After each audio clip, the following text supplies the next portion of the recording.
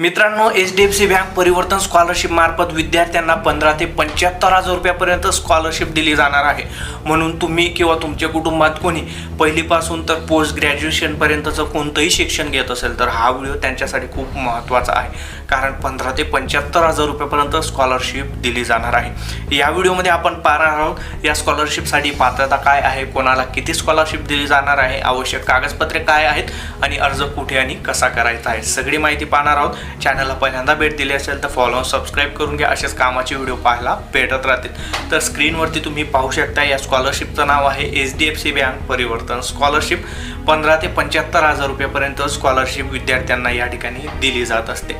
आता या योजनेसाठी म्हणजे या स्कॉलरशिपसाठी पात्रता काय आहे तर ते समजून घेऊया।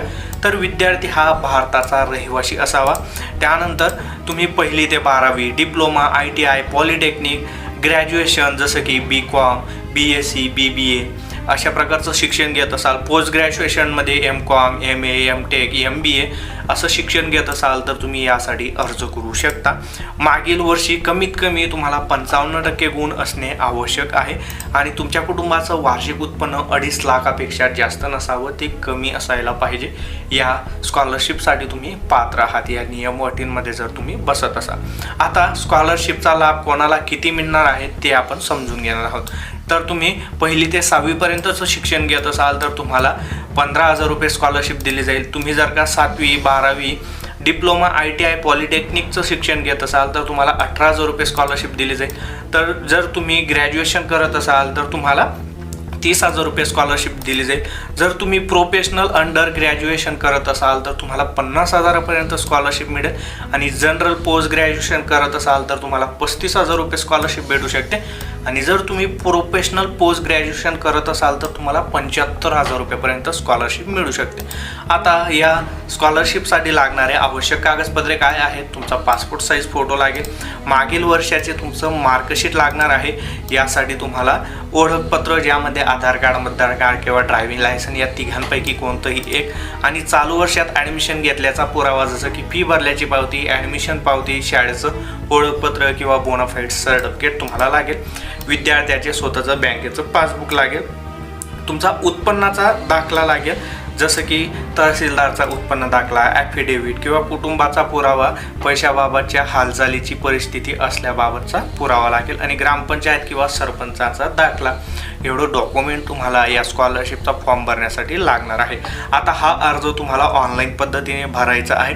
तुम्ही बडी फॉर स्टडी या वेबसाईटवरून यासाठी अर्ज करू शकता किंवा याची डायरेक्ट अधिकृत वेबसाईट आहे तिथून सुद्धा तुम्ही अर्ज करू शकता, परंतु स्कॉलरशिपला अप्लाय करण्यासाठी तुम्हाला बडी फॉर स्टडी याच वेबसाईटचा वापर करून अर्ज करायचा आहे, ही गोष्ट लक्षात ठेवा। त्यानंतर ऑनलाईन अर्ज करण्यासाठीची जी माहिती आहे या ठिकाणी दिलेली आहे। अप्लाय ऑनलाईन या ठिकाणी क्लिक करून तुम्ही तुमचा जो अर्ज आहे तो करू शकता।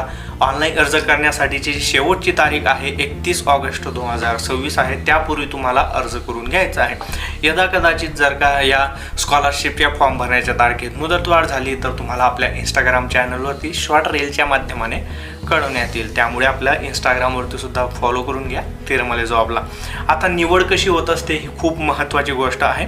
तर HDFC बँक परिवर्तन ECCS शिष्यवृत्ती योजनेसाठी जी निवड होत असते तर ती टप्प्याटप्प्याने होत असते। विद्यार्थ्यांची निवड ही त्यांची गुणवत्ता म्हणजे त्यांना मागील वर्षी किती टक्के पडलेले आहेत, त्यांची आर्थिक परिस्थिती काय आहे, कुटुंब अडचणीत आहे का, या सर्व गोष्टी चेक केल्या जातात आणि त्यानंतर तुमची निवड प्रक्रिया सुरू होत असते। आता निवड प्रक्रिया कशी सुरू होत असते तर अर्जदाराने जो अर्ज केलेला असतो आणि त्यांच्या आधारावर म्हणजे त्या कागदपत्रांच्या पडताळणीवर तुमची एक शॉर्टलिस्ट, मेरिट लिस्ट तयार होत असते आणि तुमचं डॉक्युमेंट व्हेरिफिकेशन होत असतं आणि ते झाल्यानंतर मग तुमची एक यादी तयार होते, ते तुम्हाला कळवण्यात येते।